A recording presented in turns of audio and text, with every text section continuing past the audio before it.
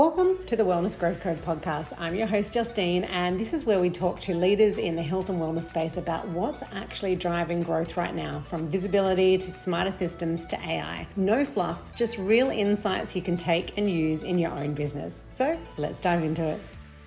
Today, we're here to talk about the wonderful work that you do. And I know that you've been supporting your mother in Mendability. It's a neuroscience-based approach to brain development called sensory enrichment that has been used around the world for more than 25 years. And it's rooted in research on brain plasticity. Would you be able to explain it?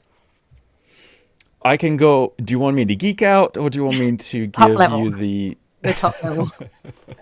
I think a good way of connecting is by saying a story. There's one of the first times that Claudie is my mother, and she's a pioneer who developed sensory enrichment therapy based on the preclinical evidence, at the time on brain plasticity and environmental enrichment. It's basically the neuroscience field that looks at what types of experiences have an impact on brain development.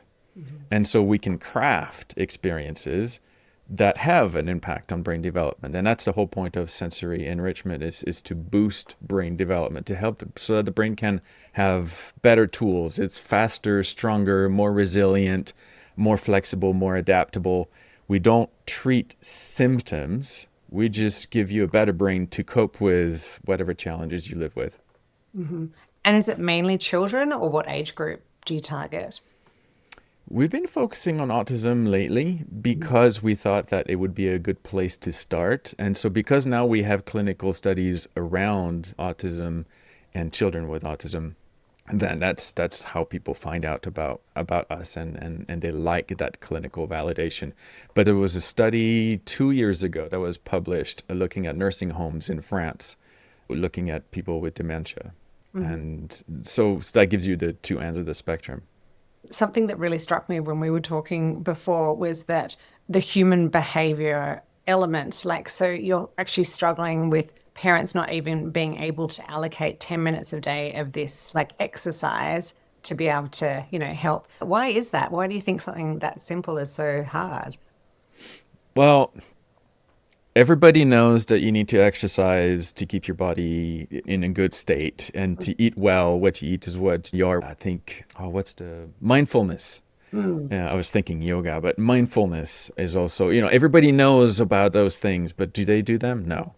It's very similar what we do. It's 5-10 minutes a day of having an experience that we've crafted for them, where we injected a little bit of a twist to get the brain engaged and to try new skills and create new connections. But it's so simple, and it's really games. A parent of a child with a condition like this, you are on survival mode, right? You're not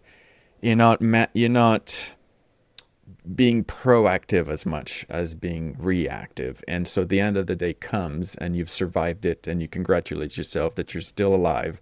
It's a physiological sensation. You probably don't use the words, I'm glad I'm still alive, but your body certainly feels that way. And when you go to bed, you're just happy that it's over and you just don't want to have something else to do. Even if you know it's going to be good for you, even if you know it's going to help and we have success with the protocols that work well in crises. For example, we have a meltdown de-escalation protocol that within seconds resets the brain of the child. And so it's like rebooting the computer into safe mode. And so that works. Yeah, they love it because it gives them something that instantaneously gives them the relief that they're looking for. But to rebuild the brain gradually so that the child gradually lives better, it's not part of the survival toolkit, I think. Yeah. Before we get into the business side, I'm really fascinated by this. Is there anything that our listeners could do every day for their brain health, or just a simple exercise? I know as I'm approaching 50, I'm like, oh, I can't remember like that. But then I was speaking to my mum. She's like, that's because you've still got 2 young kids and you're running 3 businesses and you're busy. I see her doing puzzles and crosswords and, she's quite sharp still. But yeah, is there something that like a take-home tool? Puzzle and crosswords are great if you want your brain to be good at crosswords and puzzles. Okay. What we do is a general physiological strengthening of the whole thing. When they measure and weigh the brains of the animals, right? You cannot do that with humans. So environmental enrichment done on animals, the brains are heavier. There's more blood vessels, there's a stronger support system. All of the, mitochondria are working faster and stronger. So it's not just one task that the brain will do well. It's the brain overall is healthier and stronger. And one of the best ways to do that is to actually combine, it's going to sound like voodoo, but smell and touch are the two sensory systems that have been identified as having the most impact on brain development. And so all of our protocols, all of our therapy worksheets include some kind of combination of a pleasant smell with a pleasant tactile activity. So if you have a partner, it's the ideal. They give you the perfect back rub, guide them to give you just up and down, or, tickle your elbow, or play with your hair, whatever is a pleasant tactile, gentle tactile sensation. Maybe a gentle massage. Lots of different ways you can do this while you're smelling something you like. I've got a candle on my desk. It's an IKEA candle that I bought 10 years ago, and it still smells. It's great. Every time I smell it, I get the chills. Wow. And was it Sinlig? It just smells like berries. And just dig your nose into it, close your eyes, and enjoy the touch. And the two together is what triggers a release of norepinephrine. And norepinephrine is sort of the neurotransmitter of learning and growth and change in the brain. I love what you say, like a happier brain makes for a happier world. So I guess tell us, I was looking and it says you serve over 4,000 families so far. Like there's 2,000 health practitioners, you're in many countries.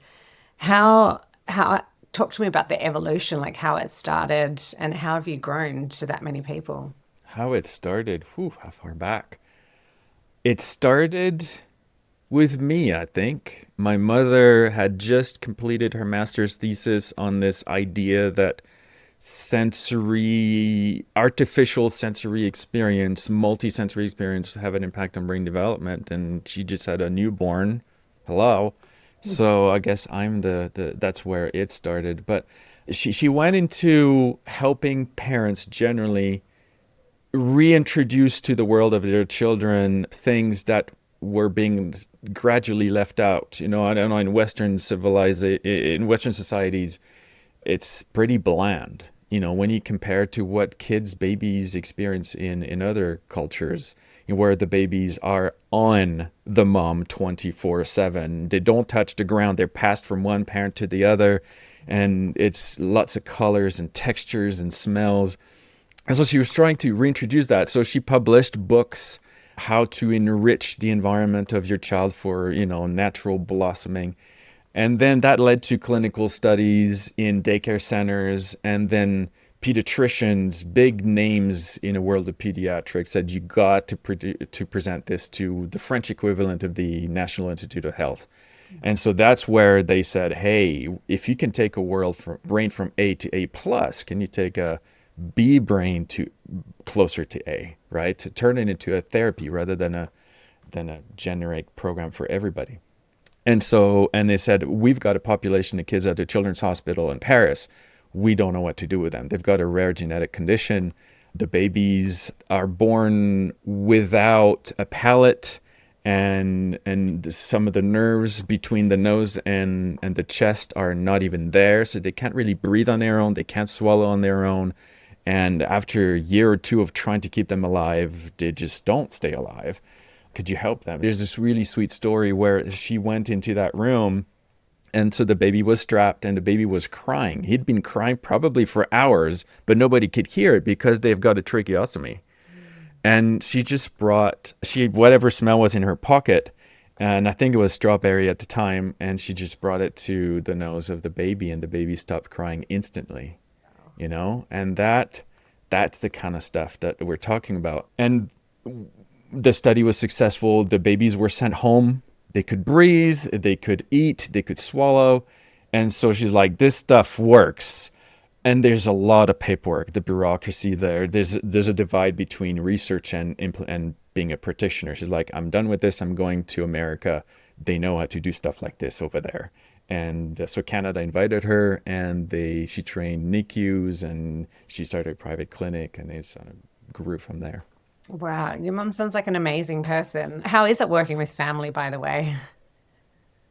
Is it? Oh, yes. I've quit so many times.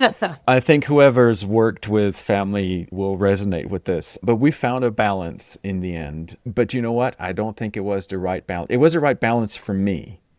But my mother is the one who was getting millions of dollars in sponsorship from big brands in Europe. She's the one who, published 3 books. So some of the best publishers and some of the best writing contracts I've ever seen.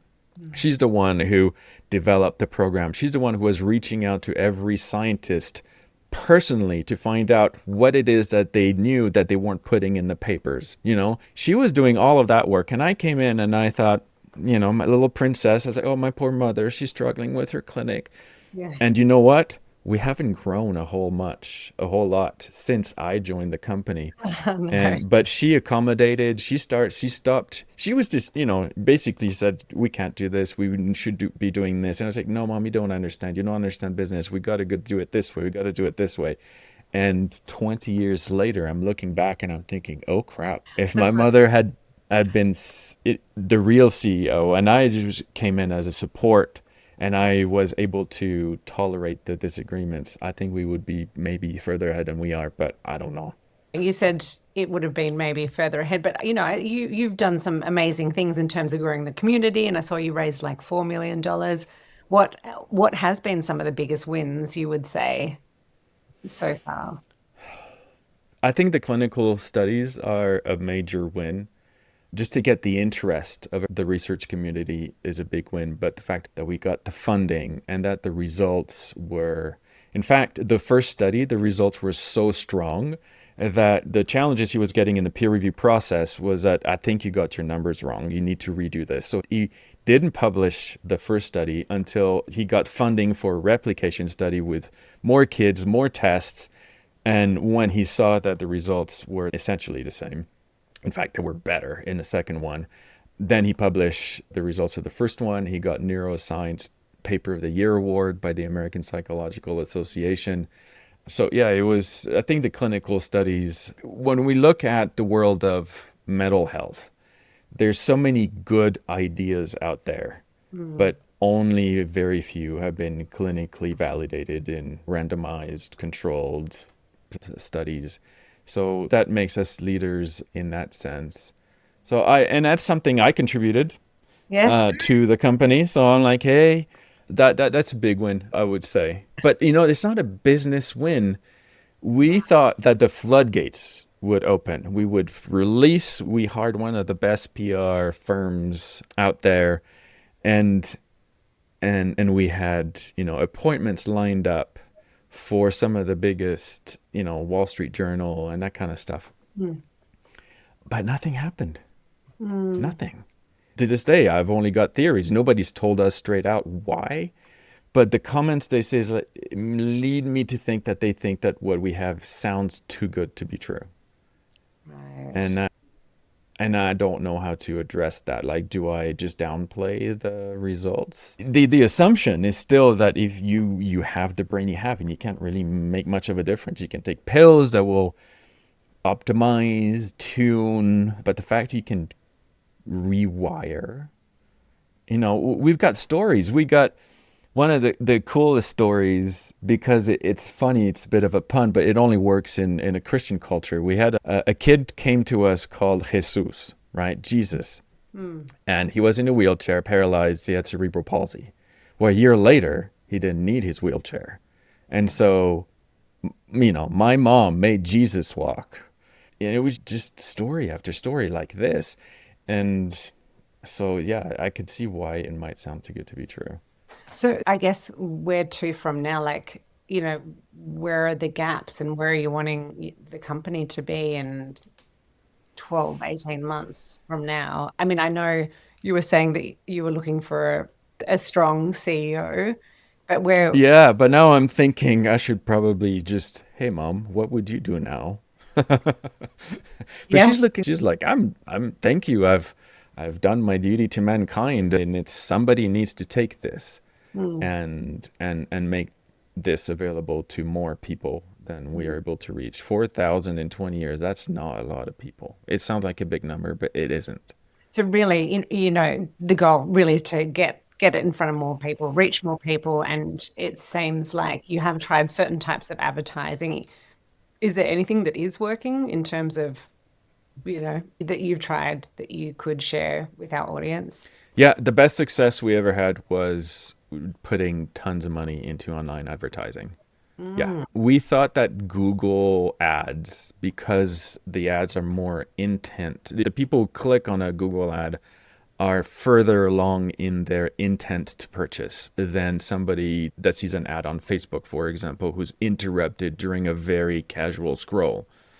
But the return on ad spend and the lifetime value of people coming through Facebook ads is actually higher than Google ads. So I'm not sure why that doesn't.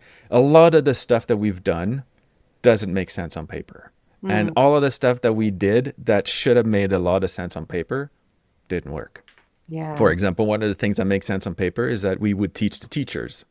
Very literally, we would go into, special education, but also the therapists, the speech therapists, the occupational therapists, the ABA service providers, the people who serve right now the autism population that the doctors refer their clients to when there's an autism diagnosis. Well, you need to go to see an occupational therapist for this and a speech therapy for this. So why don't we get those people certified in sensory enrichment? We give them all the tools they need to know exactly what kind of games they should be doing at home and tools to track and manage the clients and everything. We thought it would be perfect. And, but it turns out that doctors don't have a strong need for an additional modality. They've got long waiting lists. Yeah. So on paper, it made sense to us. It didn't make sense to the service providers to partner with us. Back to my question, like where do you think 12 to 18 months, where would you like to be? We're experimenting with something. It's not really new, but I think the implementation is new. We're still doing online advertising, but we're using behavior-based testing of the language. And there's a company out there that shows you how to place a whole bunch of ads with slightly different language, and within 400 impressions of that ad, they will know if that ad is an ad that has a language that you want to keep using later. And so for $5 to $10, you can test 10 different versions of the language and know exactly which one resonates more than the other. And so you put your best guesses, and then you find out what actually works. And again, the ads that you think are going to be great completely flop, and the ads you don't know that you just put out there because you need some variance, and these are the ones that work. And then you can test every step of the funnel from the headline to the offer itself. You can test what offer people want, so what product people want. You can actually test what product people want with this methodology. And so we're excited about where this is going to take us. I guess as well, why do you think mission-driven businesses often struggle with success? I know why I struggle with success, because I don't think about money. I think about people. I think about what they need. And I think the best time I have during the day is when I get to interact with the clients, and I can tell them and I see the smiles on their faces, and I hear the stories of their lives changing. But we're not going to help if we're not sustainable, or we're not sustainable if we're not profitable. And I think it's a rare person that can do both, that can think about how to be profitable with caring and kindness at the same time. But I think this is why this podcast exists too, because a lot of people in the health and wellness space are so great practitioners in what they do, but they're having to put all of a sudden business pants on and be a CEO when they don't come out of their education learning the business skills. So yeah, sharing any tips and advice. Lastly, for anyone who is, getting started maybe in the mental health space and looking at the road ahead of them in business, do you have any tips for someone that might be, that can shortcut their success in terms of either, where you failed along the way, what you would have tried earlier if you were starting again? I've shared a few already, and I just describing the ideal person that is caring and thinks about money at the same time. I just had a realization, like, this is my mother. She's a driven, and we it's funny. I used to joke about how she thinks about eggs and chickens. She's always multiplying, and so I'd say be honest with who you are and your limitations. That would be one. Look for where your people can fill those gaps. They're not always going to be the right fit, and this is what happened to us. We found a CEO 10 years ago who I thought was going to be the money guy, while we could focus on the product and service delivery and effectiveness, while they look at financial utility.